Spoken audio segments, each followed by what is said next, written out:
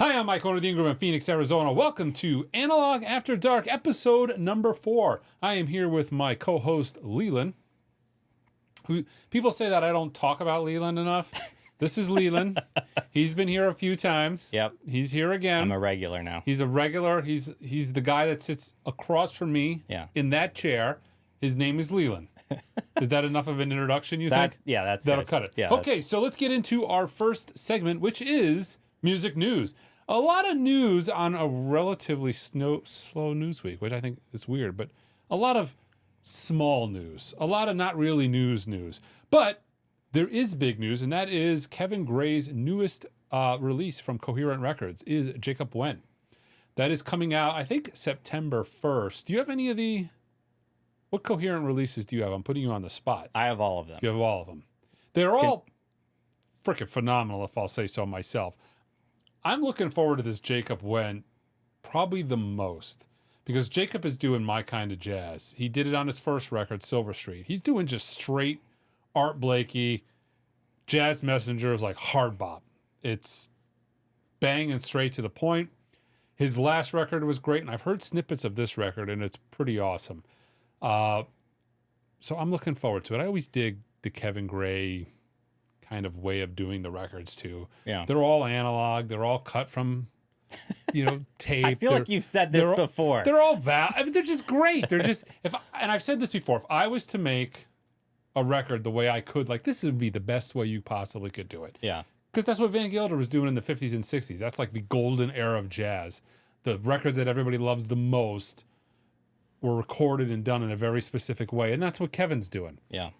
So phenomenal label. There's other companies doing it. The Benny Wallace, I carry that black backcountry jazz. Mm-hmm. That's done in a very similar fashion. But Kevin Gray's like doing it the best. Yeah. So I'm looking forward to this. This is going to be a fun release. It's kind of a shame because, once upon a time, these releases, I think, were doing a little better, these little boutique labels. And that's what Kevin's label is. It is a boutique label. And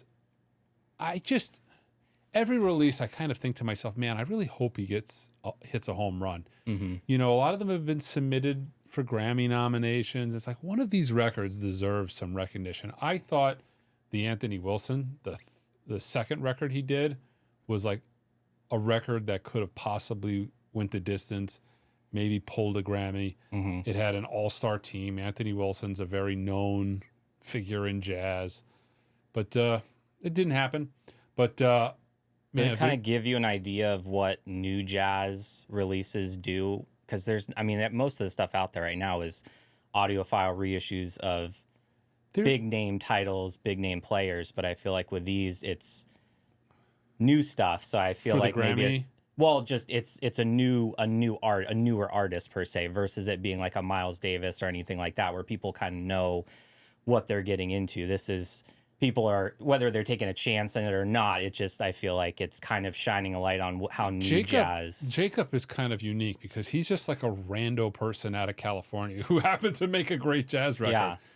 And kudos to him too, because he worked his butt off. Did you meet him? I didn't meet him, but I did exchange emails with him, and I got a signed copy of his Jacob album. But puts in the work when it comes to promoting. But I'll give you a little backstory on this because it's funny. So Jacob was touting the fact that he was going to do a record, and he was going around like record shows in LA.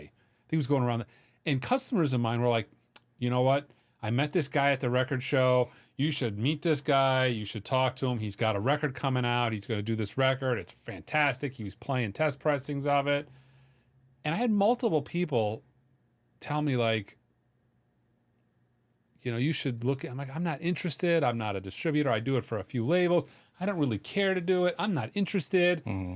I had 2 or 3 customers come in the store and tell me this, and I ignored them. But then I was speaking to Kevin Gray about something Coherent related, and he mentioned it to me. He's like, you got to hear this new record I did. It's Jacob Wentz, Silver. I'm like, okay.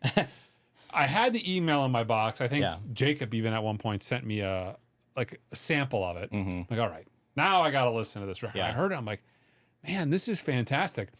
But Jacob to me is an artist that in a different decade would have been huge. Right.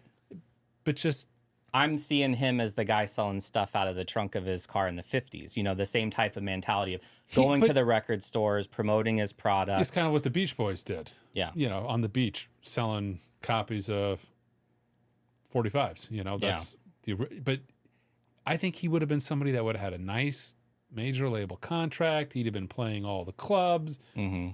Problem is, I don't think you can make money doing it anymore. Right. But here's this artist who did a phenomenal record, and this second record, I've only heard snippets of it, but when I heard it, I'm like, man, this is this is like the makings of another phenomenal record. And Kevin's kind of funny at this point. He knows what I like. He's like, Mike, I think you're really gonna like this. He goes, this is your kind of record. I'm like, what do you mean? He goes, straight hard bop record. I'm like, it's not just, people like hard bop. Mm-hmm. Like, don't go short on hard bop. Hard bop is, because it's very accessible for people who are not into jazz. Yeah. So it's a good and that was the transition for me. So if you're not into jazz and you're getting into it for the first time, hard bop is kind of like a great segue. Yeah.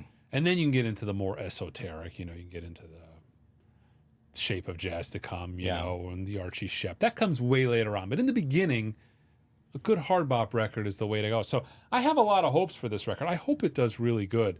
I really think Kevin deserves some recognition more than he's gotten so far for this label. Mm-hmm. He's put out probably going to be 4 killer records. He's put out 3 great records. I'm guessing this is going to be great as well. And fitting them into the Kevin Gray schedule, which is like, when does that time come? I don't know. It's like a week-long process too. Yeah, to set up and to record set up and it's a massive undertaking, and it's a multi-day event. Blocking his schedule out on all the Blue Note stuff, saying, "Hey, don't send me any tapes. This is not the week for you. It's not, this is Coherent week." Yeah. So, man, I really hope he has a home run with this. I feel like, and I've talked to Kevin on this before, it's like, I really think, and it's sad to say this, but I wonder if this is going to be a label that in Kevin's lifetime doesn't get the appreciation. And then 20 years from now, people were like, look back on this like, holy shit. Yeah. Remember that? Like, I feel like this is going to be one of those labels that in the future gets a lot of notoriety, and at the time it's getting some. I mean, get good. Don't get me wrong. Right. Audiophiles love it. It gets a lot of love, but I think it could get more of a widespread appreciation than it does. But I've got it up for pre-order now. I'm gonna send over the weekend. As we're filming this, all the major labels all the distributors online will have it. They'll have it up for pre-order as well. But as of now, I have it for pre-order. Do you see any countries or any sections that are gobbling up Coherent stuff more so than local? Like, are you sending a lot overseas that people are... I send some to Japan, and I send some to Europe. But it's harder. But I'll tell you this. I haven't told anybody this, so this will be like an exclusive. It's not that big of news, but I haven't told anybody that I'm doing this. I'm actually going to set up a table at Den Bosch. And as opposed to the table I set up a year ago, that table was a suitcase. I essentially took a suitcase full of records. This is going to be a full-blown 12-foot table with a pallet. I'm shipping a pallet full of goods there. And I plan on this being a reoccurring show. I'll be there every 6 months because I'll have merchandise now in the Netherlands stored, and I'll have a full mainstream, ready-to-go pallet sitting in the Netherlands. So that's one of the things I plan on doing, is bringing all the releases I distribute, which is not much. It's Kevin's 3 records, the 1 Jacob Wentz record, and the 1 Benny Wallace record. But I plan on having a good outlet for it so people can get those. Yeah. And then I'll bring other stuff. I'm going to bring some audiophile stuff. I got a lot of R&B I'm bringing. But I've actually been working on that now because the show's not till November, but this stuff has to be done months in advance to get it over there. Yeah. But no, I wish the distribution there was better. But it's tough because the amount of money it costs to get this stuff shipped over there. Yeah. And then whoever you're sending it to has to absorb that cost, and then they have to pass that cost on in the form of retail. And not only that, they have sales tax integrated into their sale price. So here, it's $39.99 plus tax. Over there, they put in whatever their 15, 18, 20% VAT. So by the time you add in the shipping, the markup, and their VAT, I mean, they end up being like $60, $70 records over there. Yeah. So it is hard, but, you know, that happens in the flip side. I mean, here, Speaker's Corner, they're $45 records, and over there, they're a lot less. Yeah. So it goes it goes in both directions, but yeah. Yeah. Yeah, I mean, they're definitely quality releases, and I think, some people, audiophiles in Japan would pay money for them, And I'm hoping the thing is, too, when it comes to distributing, building a catalog helps with distribution, because if you have one record to send somebody, it's more difficult. Yeah. You know what I mean? But as a label, if you have 4 or 5 releases, then it becomes, okay, I'll order the new one, then I'll go back and I'll order the ones I'm out of. So as you start to turn out more releases, it kind of perpetuates like a snowball effect to where more and more stuff sells. So big news for me. I'm excited about every time one of these releases comes out. You can put a whole wall of them like you always do. I did that for Hack and Sack. Yeah. Did the whole wall. The last one was cool too. Corey Weeds came. He was doing, he did a show at the Nash. And it was funny because he popped in the store. I'm like, this is terrible, because I've seen the guy's face like 1,000 times on the cover of a record. And I remember looking at Bibby and I'm like, God, that guy looks really familiar. I just can't place him. She goes, that's Corey Weeds, you idiot. I'm like, yeah.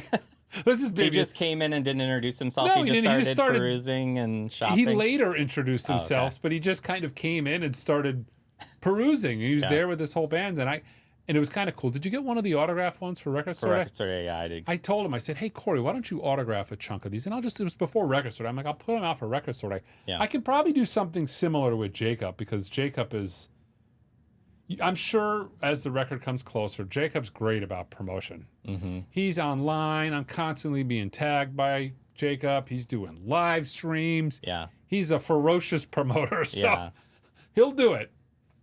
But, I'm excited about it. Next bit of news, and this is kind of funny. This is like no news, but I'm going to mention it anyways, because apparently this is like the biggest thing. To listen to the way people talk about this thing, it was like somebody punched their mother. But the latest Bob Marley UHQR from Analog Productions came out, and there was a mix-up. I guess 300 or 400 copies had one side of Natty Dread on it. What was the other title? Natty Dread. What were the 2 that came out? There's 2 that are being released, but there was like 300 or 400 copies that had half of side A and the other, side A of one album. Right. Natty Dread. Burnin' and Burnin' and Natty Dread. And I've seen some YouTube videos of people talking like, I've never seen this. No, this happens very frequently. More so than you would think. And I know this because I handle all the returns. And I've had it happen a few times to where people were... So I had, for instance, just in recent memory, I had Question Mark and the Mysterians, 96 Tears. And then the B-side was Nat King Cole's Holiday record. People sent that back.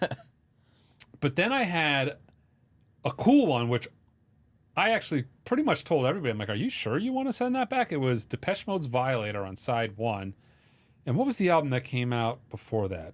The tan cover, it's like Music, March Music. There's another big, God, I'm having a total on-camera brain fart. But it had the other half of that. And I'm thinking to myself, you're a Depeche Mode fan. That's like their 2 best albums. And you're getting like a half and a half. And people are like, you know what? I am going to keep this. But people are talking like this is a big deal. First of all, they're going to make a new disc and they're going to send it to you. So if anything, they just sent you were one of the 300 or 400 people that were selected to win the lottery, because this is going to be a collectible. Because there's people that collect everything Analog Productions. Yeah. If Chad sneezed on a tissue and included it in the first 100 copies of a record, there would be people who wanted it.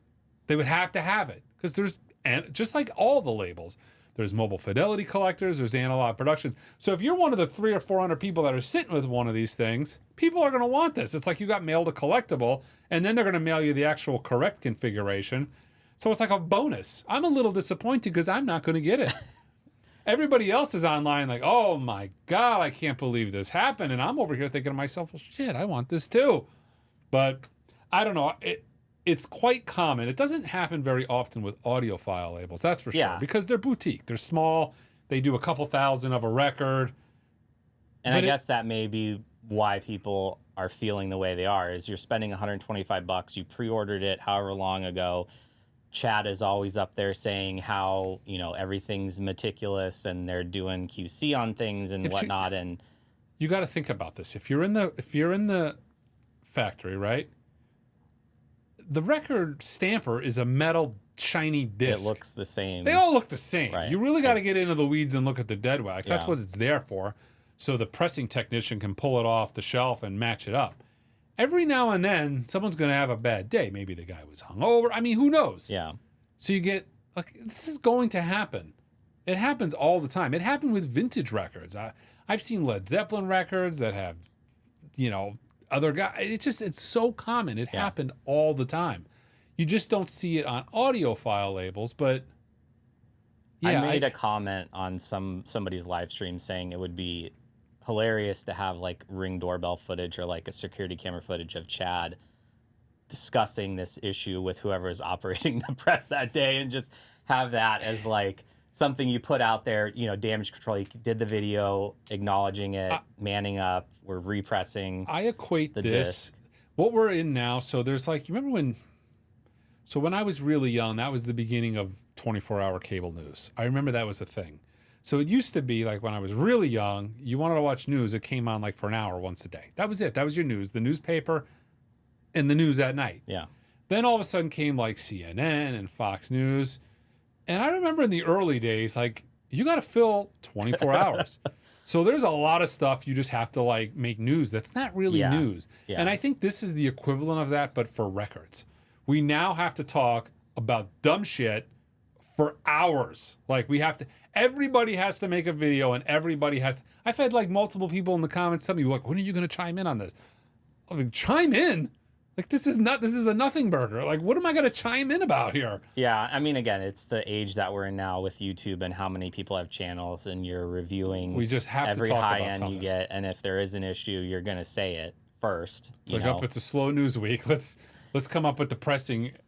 Yeah. It's funny, but it really is. It is a collectible, and you're going to get an actual disc. So I didn't get any of them. This was the first couple, you know, because I haven't gotten the releases yet. I should get them actually. I want to say, I'm hoping they're going to ship them this coming up week, and I'm hoping to get them pretty, which is pretty good for them. Normally I'm about a week or two out for their releases. They ship to retail stores a week or two after. That's just the way they do it.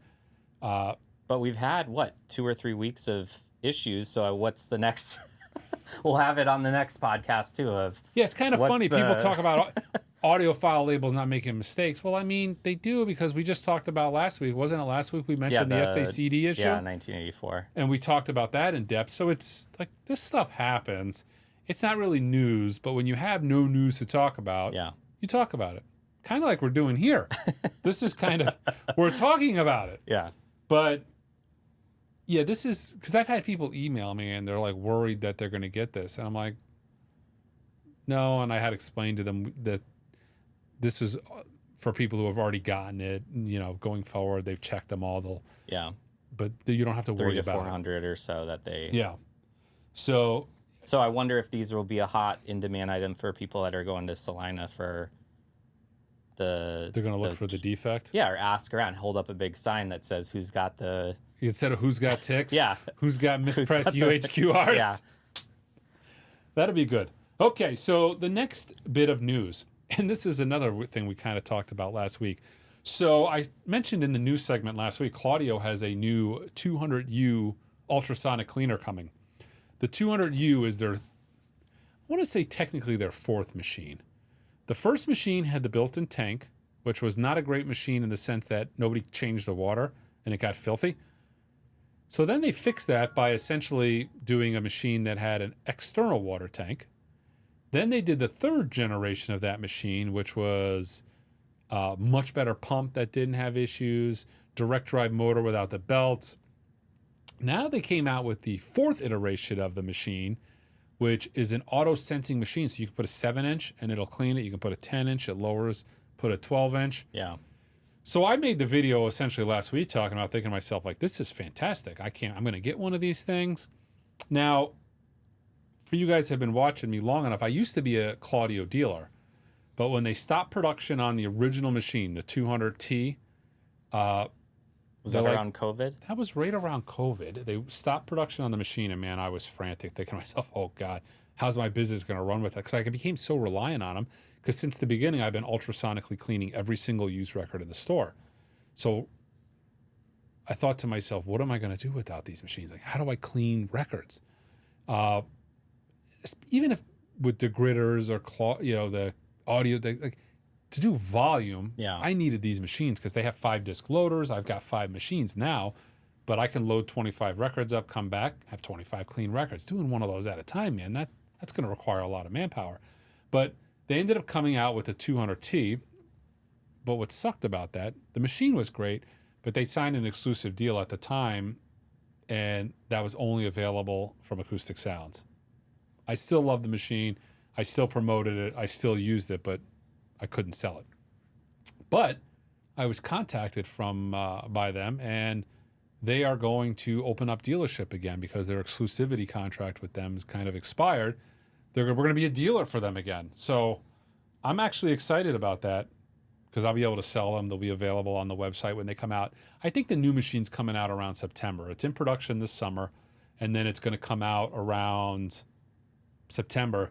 But I'm going to do a dedicated video on this because I want to update that cleaning video I did. I kind of showed the system, and back then it's much more, the system in the back it's better. Got full 5 machines, full 5 auto loaders on it. I'm going to get the new machine in there and kind of do an update. So I'm looking forward to that. I mean, it's pretty trick. I mean, just watching the demo video at that audio show. It's unbelievable what it does. Like, because right now, if you want to clean a 7-inch, it requires like this adapter ring with this just a ginormous pain in the ass. You kind of have the same thing, right? Yeah, for the degritter, and then I think the Humming Guru has the same type of deal. It's just a pain. Yeah. It's just a pain. But this machine, you literally drop it in the hole. It senses, oh, it's a 7-inch. I only got to lower it this much. And then, or if it's a 10-inch, or it's and then there's an auto changer that allows you to spool up. Right. So for me, it's just going to be fantastic because I'm to the point where I don't even clean 10 inches or 7 inches. Like if people want to do the ultrasonic cleaning service on the website, I don't do the 7s or 10s because it takes 20 minutes. You know, it's just a nightmare. Yeah. But now with this new machine, I'm kind of thrilled about it. Makes me like 7 inches more. Yeah. Part of the reason I've never been a 7-inch fan is because I can never get them as clean as I want them. Right. But with the new machine, that's not going to be an issue. Yeah. So, yeah, just kind of a small, it's news. I know it's super esoteric news that only affects very, very few people because there's not a lot of people. I want to say this machine's going to be like 7 Gs. Yeah. There's not a lot of people that $7,000 machines are. And then the changer's $3,500, $3,600. $3,800, I think. Yeah. So we're dealing with a very small fraction of people. But even if you're watching this and thinking, well, this doesn't affect me, it kind of does because if you're buying records from me, they've been cleaned on this machine. Yeah. Or if you're buying records on the website as part of the cleaning service, which I still do a ton of records via the cleaning service, you've benefited from it, even if you're not spending, the 10 Gs on a machine. Although back in the day, I sold a decent amount of machines, and then as I upgraded to the 200T, I've sold a bunch of my customers the older Model S, and they're still going strong. They dig them. Yeah. Okay, so there's a lot of decent, mid-level news stories this week. The next one is Rhino Hi-Fi's reel-to-reel. These things are coming out fast and furious. I mentioned, which one did we talk about? Superfly was the last one that we saw. That was the last one we mentioned. Did we even get to Blue in the last podcast? No, I think that was in between, So just from episode 3 to episode 4, they've announced these reel-to-reels are coming out faster than the vinyl counterparts. Yeah. They've announced 3 more reel-to-reels. Now, these are 15-inch IPS tapes in IEC equalization, so they require kind of a newer style machine. All the old machines had NAB equalization. So if you find an old beater machine from the 70s, chances are it's not for these tapes for 2 reasons. One, a lot of the old cheaper consumer machines didn't pay 15-inch IPS, which is the studio standard. And if they did, they didn't do IEC equalization. But the newer machines do. But I've mentioned in my last video, and I still don't, I've got a broken ATR that I need to get fixed.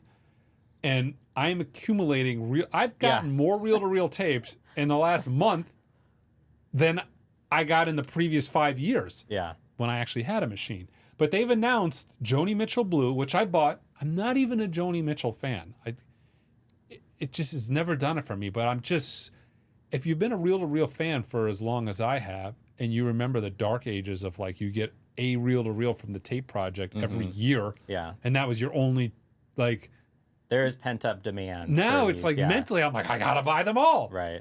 So I bought Joni Mitchell Blue, which was numbered. I want to say they only did 300 or 350 of them.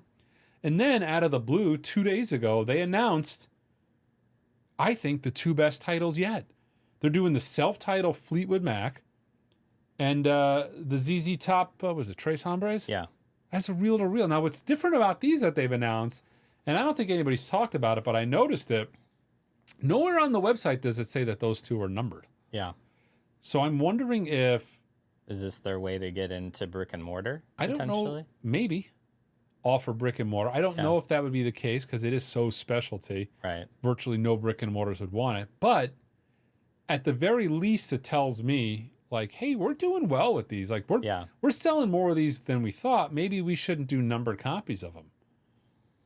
You know, I we think could the sell last more. one that I saw that was sold out was the Working Man's Dead. That was the last reel-to-reel I saw sold outs. But I mean, I know a lot of people that have the reel-to-reels are just every single one. Hey, they must have saw something in the sales numbers that led them to believe, you know what, we can make more money if we don't limit this because we have a market for more than 300 of these. And I know that's the case because the tape project stuff is numbered. You know, the original company that was doing commercially commercial stuff like Blue Note titles and Riverside, mostly jazz and some classical. They did some Decca titles, but they were doing numbers well above 300 on some of those titles. And these are, I mean, great albums. Waltz for Debbie's a great album, but you can't compare sales numbers of Waltz for Debbie, to Fleetwood Mac self-titled album. Right. Like, it's not even in the same universe as far as sales numbers. So the fact that they're doing this and the fact that they're doing it unnumbered is like exciting for me because it leads me to believe like there is the possibility of this continuing. They're going to do it. And in the back of my mind, what I'm seeing is, oh, that was a Rhino Hi-Fi.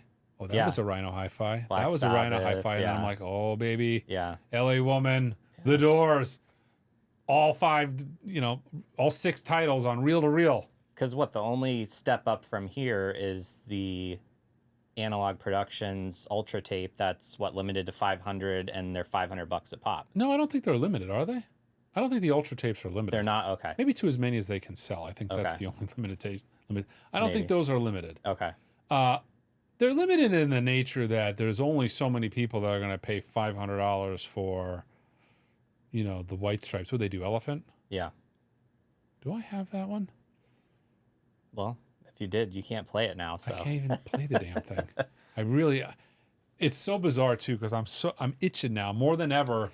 Yeah, you're gonna be in the listening room when it's available for a good month or two. I might need to just go to a hi-fi show and get a hold of one of these modern machine manufacturers and say, hey, I need a machine. Yeah. The ATR is great, but when something goes wrong with it, oh my God, it's a studio machine. This wasn't meant to be in someone's living room. Right. This was meant to be in a mastering facility or in a studio. Yeah. So if I was in California, it wouldn't be an issue, but man, in Arizona, getting somebody to work on it is absolutely terrible. But that's 3 releases in 2 weeks. And then before that, they did Superfly, and what was the one before that? Funhouse. So I bought 5 reel-to-reel tapes in like the last month. That's nuts. 5 reel-to-reel tapes. But I will say they're reasonably priced. Yeah. I mean, you're thinking like $299. Mike, you're insane. $300 is not. Well, compared to $500, it's reasonably priced. But one of the things that they're doing is they're doing it on 1 mil tape. And I think it's like 1.5 mil tape is what the other. So like Analog Productions is using a higher grade tape. Yeah. But that requires double the reels. So rather than it being on one reel, it's on 2 reels, and that exponentially increases the cost. And they're doing EQing too. They are doing EQing, versus Rhino, where they're but just doing a straight that theoretically that adds a little bit to the cost, because you got to have a mastering engineer come in and master the album. But once they master the one copy, then they're essentially going and making dupes of that, right? They're not mastering it live every time. But yeah, that is the difference. They are, unlike everybody else, they are selling you an actual copy of the master tape. They're not selling you, which is a good and a bad thing. If you want to hear what Kevin Gray hears when he spools up that tape for the very first time, like, that's what you're hearing. Yeah. But if you get something that's a little wonky and needs a lot of mastering, you're kind of in the woods. Yeah. There's nothing. You're going to have to get yourself a graphic EQ, and you're going to have to do it yourself. You're going to master yourself. But yeah, I'm a fan. I'm really itching for a reel-to-reel now. I really got to get that fixed. So maybe I go to Expone or something this year and make the rounds. And yeah, and I wonder if that segues into more different tiers of gear coming out for people that want to experience tape. I got to say, like, if there's more companies. So when the tape project first came out, and we're talking 20 years ago now, the tapes were $350, I think, and now they've gone up a few times. $350. $350 20 years ago was so much more money. Mm-hmm. I mean, so much more than it is today. Yeah. So the fact that this is $50 less and it's in $2026 versus $2008, like, you got to think, in 2008, like, when I opened the store in 2015, I want to say double disc MoFis were $35. Maybe it was $35. They're almost double in price. Yeah. So I mean, just that was in 2015. Yeah. Analog production, I think regular MoFis were like 25 or 30.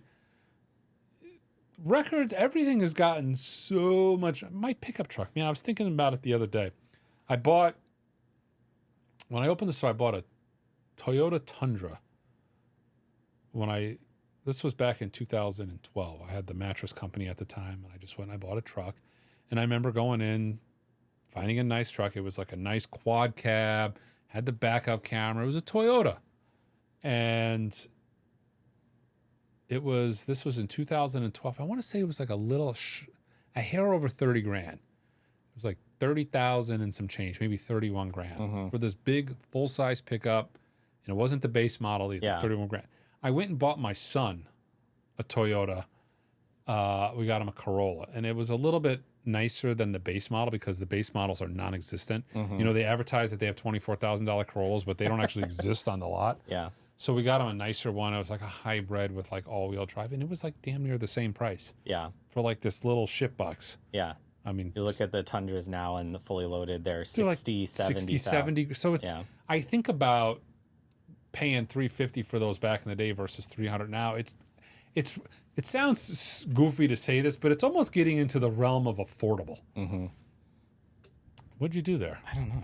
Did that just fall, or is it just kind of slowly? Oh man! If you create a microphone, I'm surprised you didn't see it. It's sitting in my lap. Come on, tighten that puppy. Get it where you gotta get it. Because if I have, oh man, Leland, I'm gonna kill you if I have to sit there and edit all day. Now. It's terrible. Okay. We'll see if that works. Yeah. So it's just been drooping the whole time. I guess, yeah, it's just been So what's going to happen is when I go to edit it, it's going to be just... Blur. It's just going to... I'm going to have to slowly increase the volume. Okay. This next story is kind of cool. You sent this to me, but I saw it as well. I'm a Cramps fan. Are you a Cramps fan? Yeah. You must be. You sent me this story. So they are doing a Lost album, which I kind of think is a funny term that's used in record collecting in general, because nothing is technically lost. Lost is code for unreleased, and that's really what this is. They didn't lose it because you have to not know where something is to lose it. They knew where it is, they just never released it. Yeah. But this was very, very early on. They recorded, I guess when they went to do The Human Fly and those early singles, they went to, and they just recorded everything that they had in their canon at that point in time. They're like, they went into the studio and they're like, all right, the producer or whoever was in charge, it talks about it in the story you sent me. was like, all right, just let's do everything, you know. And then they went back and they did multiple mixes of it. And I guess this was meant to be an album that just never came out, you know. Yeah. And it got so far as multiple mixes, and then it got shelved, and then it came out in the late 80s. What the hell was the name of the album that's coming out? Oh, I don't even. God, we should have wrote that down. Let's look on my phone here. We're doing it live. No editing here on the In-Groove. Hence the I know Henry Rollins is taking the reins on it, which is cool because I know he's a fan and an he probably has too. the means to try and track down and get licensing to stuff like this. It's a cool, let me see here. The name of it is called Gravest Gravy. And it kind of has that late 70s, the first two singles. I think their label was Vengeance, maybe. I forget the name of their label. I got both of their singles. Came in the Mega Collection, and I kept them. But it's called Gravest Gravy. It comes out August 21st. Yeah, Henry Rollins is doing the liner notes. Mixed by Lux and Poison Ivy. Let's see. So it's unreleased 1977 sessions. But this is something that was supposed to be a record. It was like designed, recorded. This was going to be a record, and it kind of never came out. So this is pre-IRS. Yeah. So did you, by the way, on a side note, looking at this, did you get the William Shatner cover? I remember seeing it, but no, I didn't get it, no. Yeah, that's a winner. It's actually Shatner here. Yeah. It's good. Yeah. Anyways, yeah, I'm looking forward to this release. Cramps is one of those great bands that is kind of a cult band amongst people like in the know, and then everybody else is just like, who? Yeah. Little trivia fact, they played their last show here in Arizona. I don't know if you knew that. At the Marquee Theater. Okay. That was their last show. It was in, I guess the Marquee is what, Tempe? Yeah. Last show was in Tempe, Arizona at the Marquee.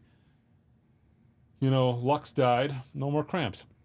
Do they have any audiophile releases, or has their catalog been kind of looked past by? It's been looked past. I don't know. I guess IRS is their main albums are on IRS. I don't know if we'd ever get it. They did it with REM. Yeah. IRS label. And that REM kind of was really well received. People like the DSS version of it. Right. Could they do a DSS version of it? Possibly. I don't know. Yeah. But I don't know if the market is big enough for it. Yeah. I love the Cramps, but there's never been a huge... They've done box sets. They don't have a huge fan base of audiophiles buying records. Right. Although, you know... I mean, right now, if they're Chronic. if they're getting an unreleased album that comes out and it gets, some good press, it may kind of drum up. Definitely a fun release. I'm looking forward to it. Yeah. It's funny, I was doing a live stream earlier today, and someone was like, they mentioned, new music. And I'm like, new music sucks. I don't listen to new music. But this is new music I'm looking forward to. Yeah. New music from 1977. I'm really looking forward to it. It's only new. It's new, though, right? Right. Unreleased. You lean on a lot of the younger crowd in the store to guide you with what's hot and what's not, or is it just kind of... Okay, so speaking of new music, we're going to go right to our talk music section. We're past the news. We're into section 2 of talk music. And this is new music. We had a Madonna listening party in the store. The Madonna listening party. You should have came to this. Why weren't you there? A new Madonna album. I'm not going to lie. I made fun of this to Bibian and the other staff members before this event happened. I got to say, it was the most fun I've had at a listening party so far.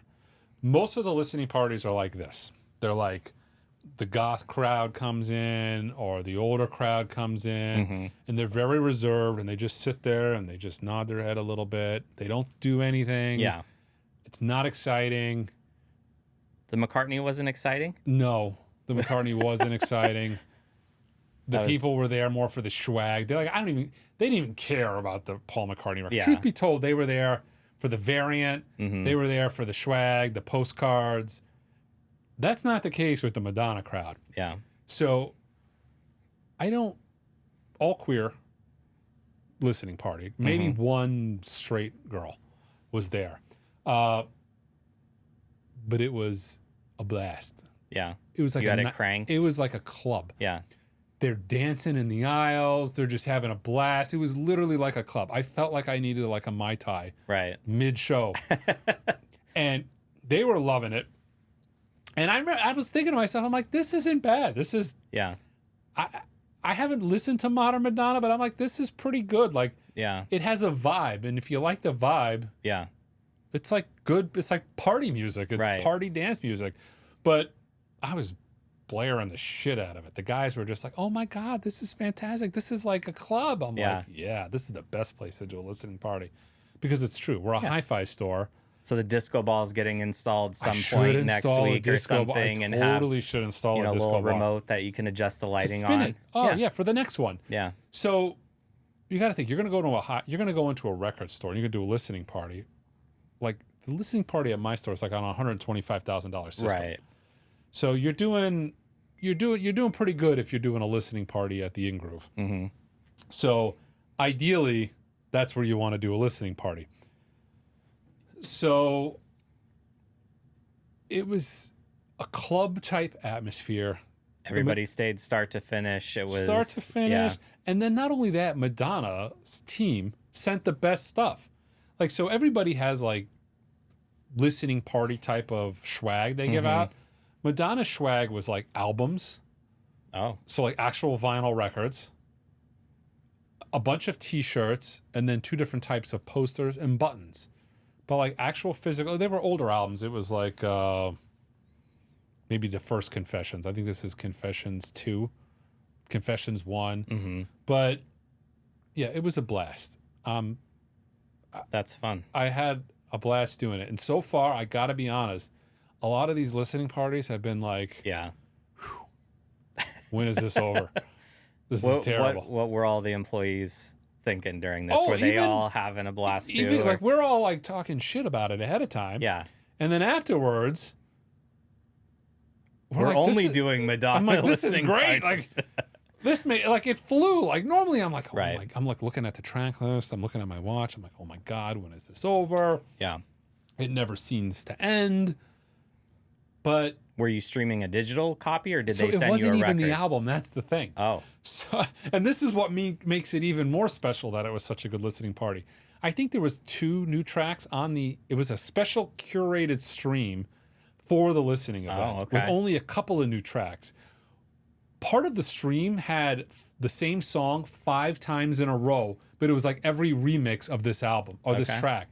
And I remember looking at this like, oh my God, this is going to be, we got to listen to the same song 5 times. Yeah. You only do this for the Doors. I only do this for the Doors. It's only the workshop session. It's only like, if I'm going to hear something 5 times, it better be LA Woman. Yeah. If I'm going to listen to 3 hours or so. But no, it was all the different remixes, all the DJ remixes. Yeah, I can dig that. With all the dancing and, I don't know, it was the most lively. Was it at 4 o'clock? What time did you? It's at 4 o'clock. Okay. Everybody's getting off work a little earlier, playing hooky to go. Oh, they all were just loving it. And they were all inviting their friends, and like they were on the phone, like midstream, like, oh, it's happening, you should come. So you could have gone viral from this. You could have they could have had videos from in the In-Groove listening party and having. If I knew what I knew now and I could get away with actual streaming the music, I totally would have streamed this because this was it was a vibe that just doesn't exist. Okay. Because typically, like, look. Record stores are a lot of like middle-aged dudes talking. Right. And a lot of places are really stuffy. People there are trying to shop for other stuff. Like if you go to some of the local shops here, they're looking for DVDs, tchotchkes. Exactly. They're just Funko Pops. And I probably alienated because some of the people that were there, because I blasted the shit out of this album. Yeah. Like as soon as that guy was like, your stereo's great, I was like, I'm going to turn it up more. Because he was having such a good time. They were all like, I'm like, I got to like play into this a little bit. Right. So there was a few people that when I turned it up and the shelves started vibrating, they were like looking around and they kind of made their way to the register. Yeah. They're like, okay, it's time to check out. Let me get this Blue Note out of here. But I ran with it. I played it. I cranked it. It was a lot of fun. Yeah. So I don't know if we're going to see another Madonna listening party. Is she like, was she 80 now? How old is Madonna? I don't know. I mean, she's doing performances in Times Square. She's doing, I think I saw her the other day do a DJ set with Charlie XCX or something. I got to look this up. How old is Madonna? Because I don't see there's going to be, there's not going to be a lot of 67. I would have thought she was older than that. Okay. So maybe there's another album or two in there. We can have future listening party. I mean, compare that to Paul McCartney. I mean, I know Paul's much older, but again, with the type of music she's putting out. I want? Like, I haven't had a listening party myself for an album that I've actually cared about. Mm-hmm. I want a freaking Rolling Stones listening party. That would be cool. Have you listened to any of the new Rolling Stones I haven't, no. There's 4 singles out, and it really amazes me when an artist like Paul McCartney comes out with an artist. Like, I tell myself, it's Paul. He's a legend. Mm-hmm. You can't talk shit about Paul. He's a Beatle. He's responsible for some of the greatest music ever. But I'm not clamoring to hear the new latest Paul McCartney single. I don't think anybody is. Yeah. It's just okay. But Hackney Diamonds was freaking great. Like, I have not found a Rolling Stones album I don't like. They're all really good. Hackney Diamonds was great. These 4 singles that have come out of this newest album are really good. Yeah. Like, the Rolling Stones are still putting out music that's worth listening to. Mm-hmm. It's not the same thing redone. They've got Andrew Wyatt, I think, is a producer on this, and he did Hackney Diamonds as well. Like, these albums are fresh, and they sound good, and the tunes are good, and mixed lyrics are still good. Yeah. But unlike every other artist, if you go see the Rolling Stones live, Mick Jagger at 80 running around is like Mick Jagger at 30 running around. Like, the man is... Yeah. It's sad because he's to the point... Mick Jagger is going to run around, and croak. We're not going to ever see... There's going to be no wind down. Yeah, right, like, when I go see the Stones this last go-around, there's a wind down with Charlie... Charlie's passed now, but there was a wind down with Keith Richards and Ron Wood. Like, you could see it. But not with Mick. Yeah. Holy cow, he goes. But... There's been no Rolling Stones listening party announced, but man, I want a I'm sure they have to. I mean... Yeah, come on. We got Jack White's coming up, yeah. You going to come to that one? Yeah, July 8th, I think it is. Jack White's coming. We haven't posted it on our socials, but that's coming this beginning of the week. And that's cool because I think they're actually letting you sell early copies of the album Jack a couple White days in advance. You're a huge White Stripes fan, a huge Jack White fan. I'm a casual. Like, I could do the hits, Seven Nation Army. I'm fine. Yeah. But I listen to stuff and I'm like, oh, this is good. But Jack White is like a record guy. He is a fan of the medium. He does things to actually, there's companies and bands that say we are doing things for record stores and we are promoting record stores. And then there's like the real deal. Jack White is the real deal. He really cares and does things for, and this just goes back when the greatest hits came out. He sent like a box of tchotchkes. Like, how would you describe that stuff he mailed away? It was like, it was like screwdrivers that they found at flea markets, dipped in wax. And it all tied into the names of the songs. And so, they made it so it's like little bags of tchotchkes that you could hand out. And again, it's a chase because there's so many big fans out there, just like Beatles fans. They want anything and everything. But that wasn't sending a guy to a flea market to find old rusty tools and then dip them in wax and then package them up and make like a thing out of it. Right. What did the screwdriver tie into? What song? This song Screwdriver. Okay, see, this is the difference between the casual. Okay, but the amount of effort that takes, you don't call Joe Blow and say, hey, I need some, like, this was like an event doing this. And then to send those off to stores to get people, like, this is like the real deal as opposed to like an indie exclusive. Like, the indie exclusive is like, everybody's doing an indie exclusive. The Paul McCartney was cool. Yeah. Because the Paul McCartney was a specific release variant that you could only get from stores that didn't. Like, that is a true, we're going to do something to drive traffic into your store. Jack White does that with everything. He really, but he has record stores. He has a couple of his own. Right. He has a plant. He's, like, if you've seen videos online of him talking about records, or He's got a Macintosh stereo system. Like, he is into it. Right. He was at what was he? He was at He's at the Austin. He was at the Austin Record Fair, like digging for records. Yeah. Like, I mean, just like casual, us. just normal guy. You hear stories like he bought a butcher from Easy Street, where I bought my Velvet Underground sealed copy. Like, he's a record termite like the rest of us, like digging and hunting for records. Yeah. Albeit with more money in his bank account. Right, exactly. So he can be like, I want Elvis's first acetate, and then that's what he gets. Yeah. Where the rest of us are like, wow, that's cool. Let me look at it through a case. Can I look at it through the plexiglass, please? But definitely a record fan, but does things, definitely walks the walk. Yeah. And I hope more. So his release party is going to be cool because, he's making, you want to buy the record early before everybody else? Go to a record store. Right. Like, how awesome is that? Yeah. It really is, because they're going to be, and his fans are rabid. They're like, it's entering Beatles-esque territory. There's very few bands that are like that, to where they're so popular, people collect everything. But the White Stripes are in that, not quite the Beatles, but there's the Beatles, there's Nirvana, Stones, any Beatles adjacent stuff, John, Paul, George, Ringo, Madonna, Taylor Swift. There's artists that have huge followings, and the White Stripes are in that category. But it is cool that they're promoting the hell out of record stores. I'm a fan of it. Yeah. And okay, so that was the Madonna listening party. That went on a little long, but that's just because that was just such a blast. Yeah. You're sad you missed it, aren't you? I am now. Yeah. You could have been dancing in the aisles. Those fellows would have danced with you. Yeah, I'm sure they would. It would have been good. Great. Yeah. It would have been good for you. Okay, so we did a little segment here. We're going to talk about some of the records that we most play in our collection. I guess we each pulled 3 out. Yeah. People ask us questions like this all the time. This is more of like, what are we currently playing a lot of? Yeah. So show us the first. This is the most currently spun at Leland's house. Yeah, this is a good one. Yeah, I mean, this one is probably due for an audiophile reissue. Or just a reissue period, Reissue period, yeah. Them Crooked Vultures, kind of a 2000 super group. Dave Grohl on drums, John Paul Jones on bass, and Josh Homme on guitar and lead vocals. Sound? It's great. You know, I got this when it was still in print. This is like a $200 record now, but it sounds amazing, even for just being a one-off, one-time run press. It's not on eco vinyl. That never got a repress. No, but I would say, for a DSS or for a, a reissue.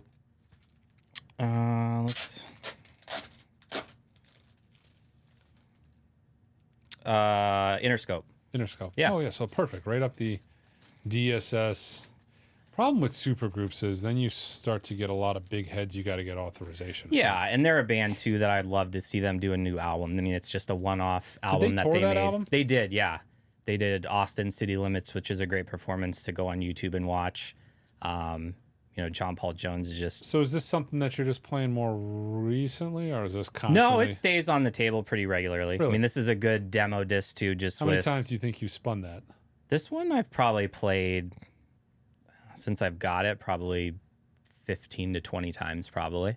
It comes out every so often. It's a great... That's serious. That's a lot of listening. Yeah, it's a good one. Okay, so I picked 3, and the first thing you said to me is no jazz.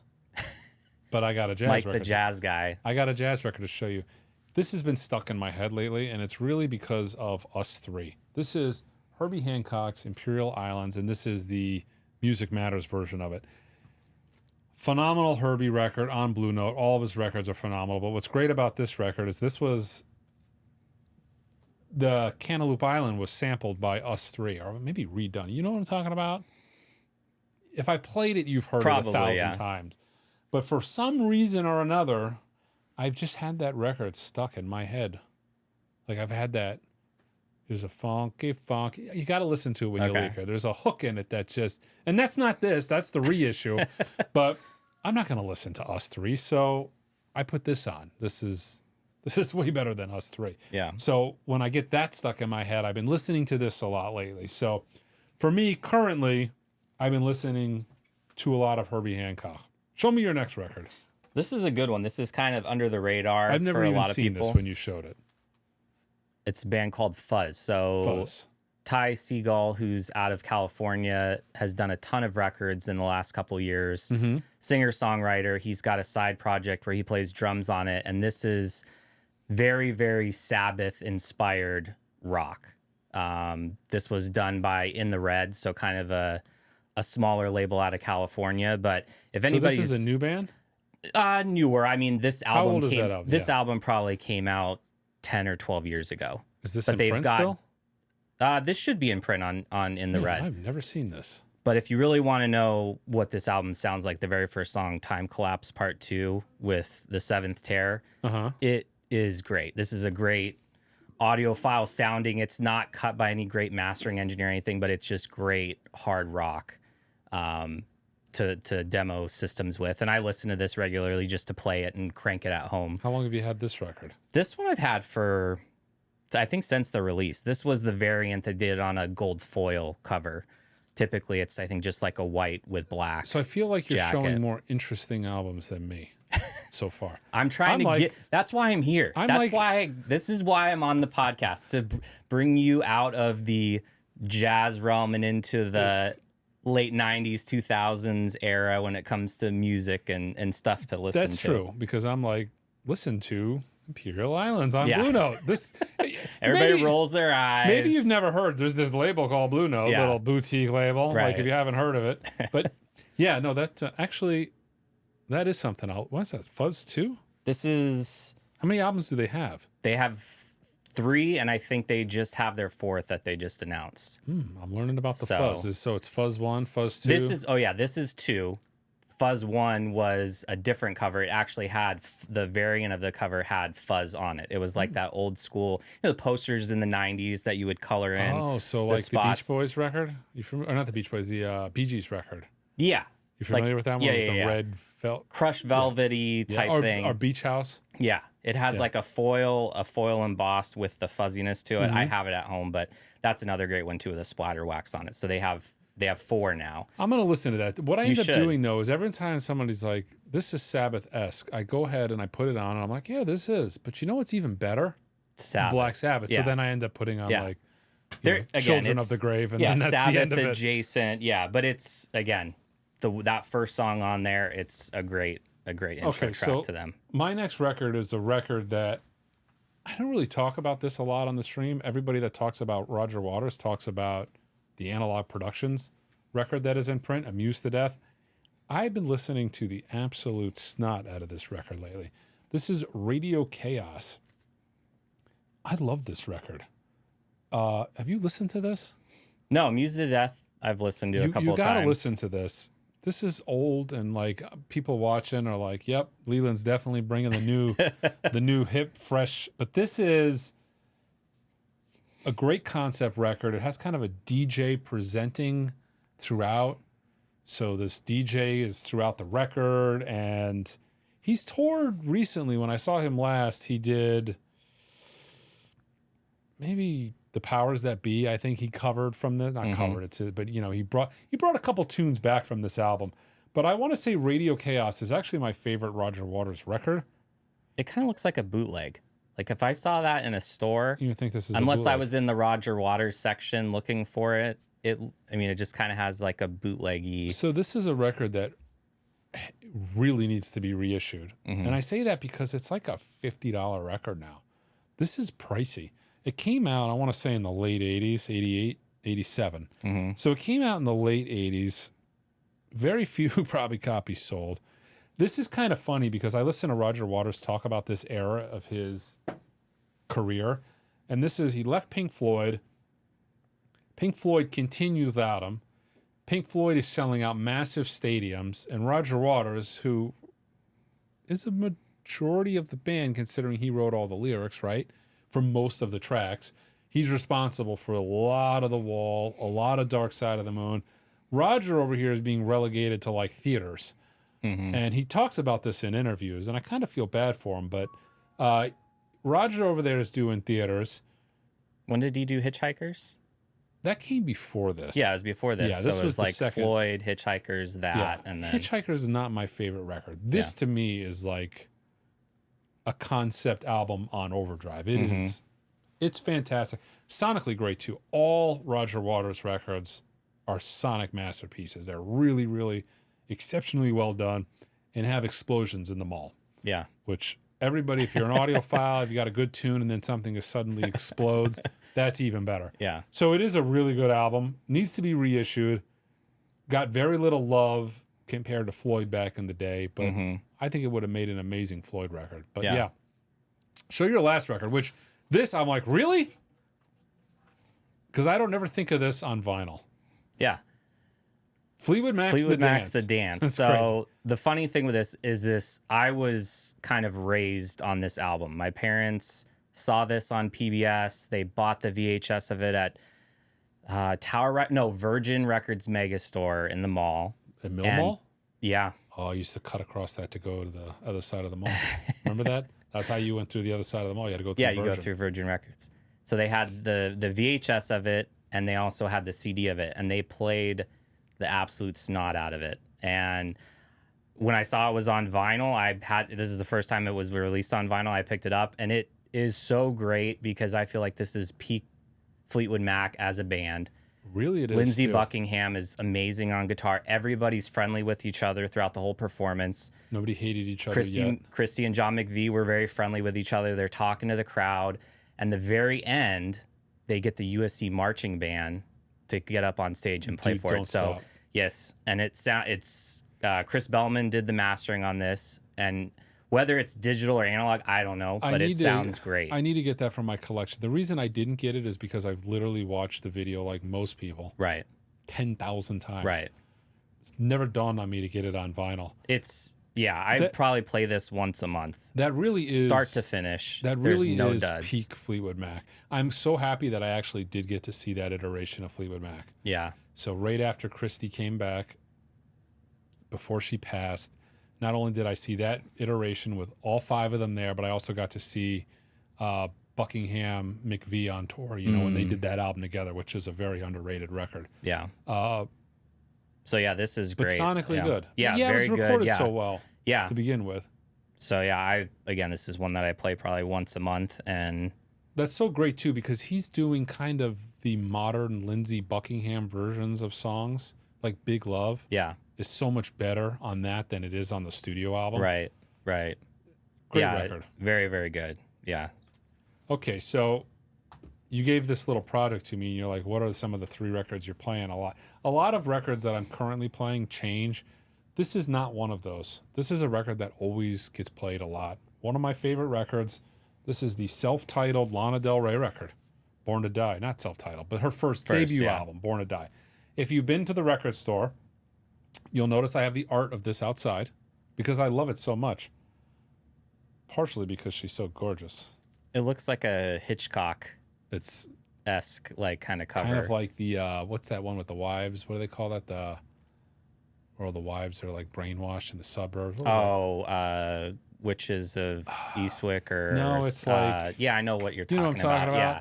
Where all the wives are like this. Yeah. From the 50s. Anyway, so Stepford Wives. Stepford Wives, there yes. It has a very Stepford Wives right, cover. Right. Okay, so the cool thing about this record is there's a story with this specific copy. I have every version of this record possible, including the Gucci version, right? Don't I have this is the one I have the Gucci version of. Yeah. That cost me $3,000. And it's a turd too, but the money went to charity, so I feel good about that. But I even got the $3,000 Gucci version of this. Long before I had the record store, I saw her perform video games on SNL. She did video games, and was it Blue Jeans was the one? I think so, yeah. She does like 2 of the bigger. Yeah, it's Blue Jeans. She did Blue Jeans in video games, and I remember, like, wow, this is back when Mike could find new music he liked. I remember listening to it and thinking, this is amazing. I love this. This is great. And then I remember all week, everybody was writing her like, this is the worst ever performance. Yeah. And I'm like, what? No. You saw something I'm like, different. This is amazing. I love this. This is my jam. So I went to Stinkweeds, which was a local record store here. and I went to buy this record. Like, we're sold out of it, but we'll order you a copy. And they're like, okay, we'll order it and we'll call you. And I paid $20.99 for it. And then it has my name on the price tag here. So it's just, this is my very first Lana Del Rey record, which I would venture to say I have the biggest Lana Del Rey vinyl collection in the world.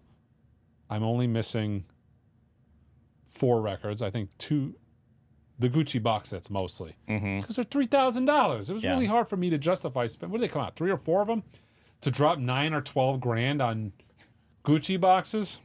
I'll get them eventually. Yeah.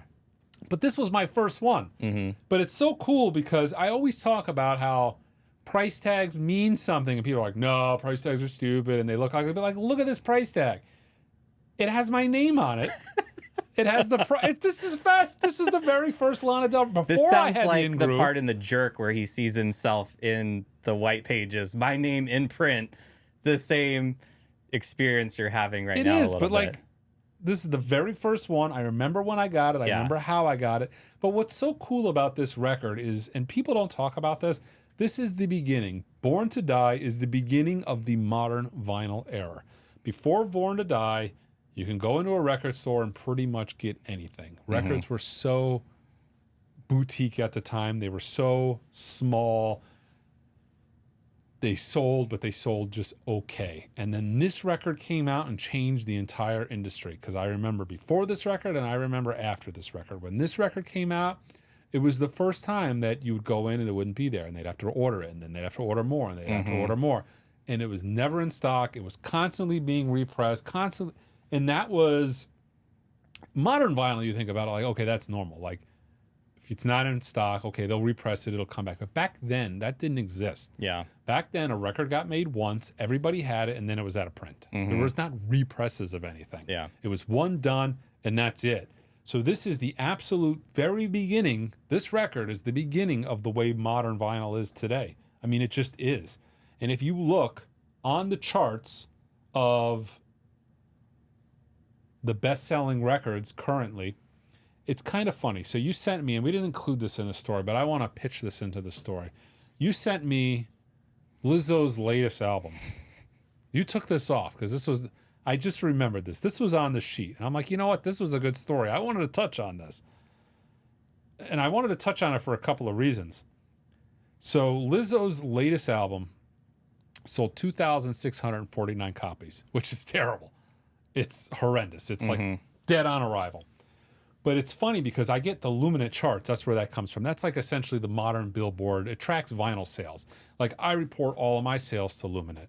If you buy a record, that gets tracked against the artist's sales. So like, they know who's selling what. But it was kind of funny because that Lizzo album, if you look at the Luminate charts, I think when you sent me that article, I want to say like Jeff Buckley's Grace sold like 5,000 copies or 4,000 copies the same week. This is a 30-year-old record. Yeah. Dark Side of the Moon sells more. Right. Fleetwood Mac Rumors. There's certain, but like, this is one of those records that is absolutely always constantly in the, like, there's 5 records. Rumors, Lana Del Rey's Born to Die, Jeff Buckley, Dark Side of the Moon. Like, these albums are constantly 1,000, 2,000, 3,000, like 1,000 to 5,000 copies a week. Every single week, they're like always in the top couple, maybe top 20. Yeah. Depends on, and then a new Taylor Swift record will come out and blow up the charts. Taylor Swift is on the list. 1989 is always on the list. But this is one of those albums that is constantly selling. I made a mistake once, and I meant to order 10 copies of this album once. And I mistakenly ordered 100. Zero, yeah. Yeah, I added a 0. Yeah. And I've only done that a couple times, but once was an Audio Fidelity Sade record. I remember doing it with an audio, and that sucked until all of a sudden they went out of print and they went from $30 to $200. And then I had like an extra 40 copies of this record. Why didn't I add another 0? But then I was getting $200 a piece, so it wasn't a problem. But that was another time I did it with this Lana Del Rey record. And I'm like, when my warehouse was unboxing, they're panicking. They're like, oh my God. So we're good. So we got, rather than a month supply, we got a 6-month supply. Like, this record constantly sells. Go put 5 in the bin. Next week, you'll be putting 5 more in the bin. Yeah. But one of those records I always play, and it's cool because of that awesome price tag with my name on it. Yeah. Okay. So questions. 2 questions this week. Can both of you share? This is from Territory Ranger, who submitted a bunch of questions, but we picked one of them. Can you both share a record you've sold that you regret selling? What do you regret selling? So, a couple years back when the White Album was having its 50th anniversary. Mike knows where this is going. My condolences, but go ahead. I had a copy that my father had given me that he got on release day in Wickenburg, Arizona, and he had held on to it for all these years. U.S. original. First pressing White Album, and it was numbered. And this was, again, I got this from my dad as I was getting into vinyl, I should say. And he didn't have any need for it. He had the whole story on where it was purchased and how long he had it. And it was U.S. numbered 100. 100. 100. 100. And it had everything with it. The discs were pretty whipped, but so I had that, and I got the idea of, this is coming up on 50 years. Could be huge. It's going to be hot. I got in connection with Perry Cox here locally. Great guy. Huge Beatles guy. Leland contacted me. Perry's a friend of mine. Yeah. Deals in really, really high end. If you've got autographed Beatles, if you're a Beatles guy, he's written 10 books. Yeah. Beatles expert, Alice Cooper expert, Beach Boys expert. Yeah. Like those 3 things. So we sat down at a Starbucks and he talked to me about it. And I was like, this would fit his auction pretty well. And I think it would do pretty well. We had no idea how much it would go for. And I was kind of in that gear mode where I wanted to upgrade some gear, get a turntable and some other things. And so I'm like, okay, let's do it. So the coolest thing about this record, which you didn't mention, because it probably salts the wound. Yeah. Apparently, according to Perry, the first 99 copies were kept for label execs, people in the industry. So the very first copy in existence that a consumer could have bought was copy 100. Only copy 100. So if you had to know somebody to be 99, to be number 1, 2, 3, 4, like those were people in the know. Yeah. The very, very first copy to ever go on a shelf was copy 100, and that copy was bought by your dad. Yeah. I think it was a drugstore in Wickenburg, Arizona. Small little town, which this was, if you're familiar with the Beatles Butcher cover, Arizona got more copies than anybody because Arizona was the very first place I think that Capitol shipped to, the Capitol LA plant. And the reason being, I talked to Perry about this once upon a time, I think we were the farthest away from maybe where that plant serviced, so they shipped to us first. So low numbers and stuff like that would have come here first. First pressings would have came here first, because if you have to ship something to LA out of LA, you're going to do that last. You're going to get the outer skirts of your territory first. I think that was the reasoning from memory. But your dad bought the very first commercially available ever copy. You had it. You sold it. You saw it. And it didn't go that well. Yeah, it didn't go again, I got decent money for it then, but looking back it and was how like much $3,000 or $4,000 maybe. Yeah, net. It was a tad under that with commission and whatnot, but which is a travesty for what it is. It really was. Yeah. So again, that's something that I, again, sentimental value of what it's worth now, all that, again, I think with vinyl, you live and you learn sometimes about things, and that was You fucked that up. Okay. Now my mistake. So, not nearly as bad because I can always replace this. You can't replace your record, but I can replace this. I had a guy who ran an apartment complex. A guy passed away. He was a massive hoarder, but this guy hoarded budget cutout records. He let them warp. All the records were pretty much warped. Most of them were. Some of them weren't. But this guy only bought bargain bin records. So that was like, and he bought jazz. So bargain bin records he had, Strata East, Black Jazz, Tribe Records. And I had an original Phil Ranelin, Vibes from the Tribe. It was right when I opened in 2015. sealed Vibes from the Tribe. And I remember at the time thinking to myself, I really want this record, but I was a brand new store. And at the time, that was like a $1,200, $1,300, $1,400 record. And at the time, I remember thinking to myself, I can't keep everything. I got to have some cool stuff to put into the store, to put online. I need to get some more, got to fuel. And it worked because the store was small and now it's big. And that came from doing things like that. But I put that Vibes from the Tribe on eBay, sealed copy, and I think I got like $400 or $500. I think my heart just sank. I'm like, oh man, I didn't want to sell this record to begin with when I thought it was like $1,400, $1,500 is what it should have went for at the time. Probably way more now. But when the final hammer came, $400 or $500, I was just crushed. You're waiting for those last couple of seconds. You're like, is it going to go to the moon or is it going to... Can I give you $600 and just keep the record, please? It was kind of that type of thing. But yeah, it happens to all of us. Yours is more traumatic, though. It is pretty bad, yeah. Don't think about it no more. No. Thanks for bringing it up again. Fuck that up. Okay. JRB Tex. Mike, when are you doing another shootout? We need a good rock and roll shootout with a new reissue versus an original or older reissue. It's been a minute. Maybe a 1984 One Step versus the OG. So I started doing started doing shootouts when nobody gave two shits about. Like, it was new to YouTube. At the time, there was a huge, people just didn't know. There was no information out there. People didn't know, and I kind of saw that as an opportunity. I don't know. I feel like YouTube has kind of evolved to where people don't want that content anymore. I used to do a shootout, and it would get 80, 90, 100,000 views. Now I do a shootout. What was the last one I did? I did it in here. Do you remember? It was... Was it LA Woman? Or was there one after that? I might have did. No, LA Woman is real old. Did you... No, you didn't redo it when the UHQR, the Rhino Hi-Fi. I did an update to it, but I did a shootout in here, and it was like 9,000, 10,000 views.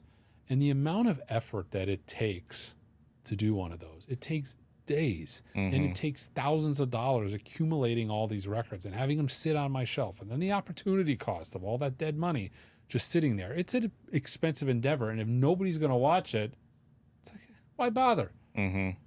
Like, Wish You Were Here? Was that the last one? No, that one did okay. That is what was it? I don't remember. I'll go and research it later. It was forgettable, apparently. Even I forgot it. But my point is, I opened that Pink Floyd UV coated Dark Side of the Moon. It was a 3-minute video, and I got 60,000 people watched it in a day. It took me 7 seconds to just grab my phone and go grab a knife, cut it open, and be like, here you go. People wanted to see that. And you can't just do Pink Floyd, Beatles, Rolling Stones shootout videos to eternity. Yeah, we're getting kind of the point where if I start, and I have things queued up. I've had Hotel California that I've wanted to do forever. I've got most of the copies I would need, but it's just nobody wants to watch them. So my thinking is I will do kind of miniature versions of shootouts and kind of include them in these podcasts. I wanted to listen to 1984, but the one promo that Mobile Fidelity hasn't sent me of all the One Steps Van Halen was the one that I wanted the most, which was 1984. They sent Fair Warning, which I'm not a huge Van Halen fan, so those albums to me are But 1984 is the one I wanted. They didn't send it to me. I could open one. I just haven't gotten around to it. But I don't know. If I do shootouts, I think it's going to be more... I don't know. It might happen, but there's so much going on. I really like the podcast. The podcast gives me a chance to kind of talk about stuff of the week or the week, because these are about every 2 weeks. Yeah. So it gives me an opportunity to talk about that. But who knows? A year ago, the podcast didn't exist. So, who knows what the future will bring. All right, guys. That is episode 4 of Analog After Dark. Me and Leland will see you for episode 5. Until next time.